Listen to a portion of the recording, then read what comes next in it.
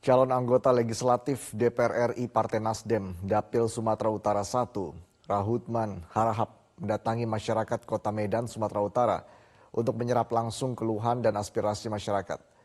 Dalam kunjungannya ke Kelurahan Tegal Sari 2, Kecamatan Medan Area, Kota Medan, Sumatera Utara, Rahutman berharap mendengarkan langsung apa yang menjadi keluhan dan persoalan yang dihadapi warga. Dari aspirasi yang diterimanya, Rahutman mengatakan masyarakat menginginkan banyak sekali perubahan dari kondisi saat ini. Perubahan dalam pendidikan yang terjangkau, bahan pokok yang murah, serta tata kelola sistem pelayanan kesehatan yang berkeadilan. Terlebih soal perekonomian, Rahutman mengatakan masyarakat membutuhkan dukungan dari para caleg Nasdem dalam perekonomian dengan memberikan lebih banyak permodalan UMKM, hal ini agar masyarakat bisa lebih mandiri. Langsung ke masyarakat untuk mendengar langsung apa yang menjadi belah kisah masyarakat.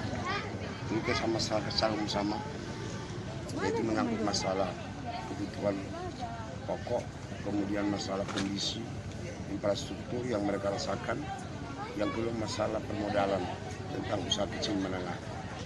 Karena rata-rata di sini adalah dana UKM, yang tentu mereka sangat mengharapkan adanya perhatian yang sungguh-sungguh dari pemerintah. Seolah-olah mereka tidak suka dengan adanya bagian-bagian misalnya ngasih 100 juta, mereka perlu ada modal guna untuk bisa mereka berputar ekonominya, guna bisa meningkatkan kesejahteraan. Inilah gagasan yang diajukan Partai Nasdem agar restorasi perubahan itu ada, keadilan dan kesetaraan itu. Menggelitik saya itu di bagian UMKM-nya, ya. Pak Rahutman memberikan contoh-contoh di sekitaran Belawan dan daerah-daerah lain gitu tentang UMKM-nya dan bagaimana menggerakkan para ibu-ibu dalam sektor ekonomi. Itu saya sangat salut sekali. Jelajahi cara baru mendapatkan informasi. Download Metro TV Extend sekarang.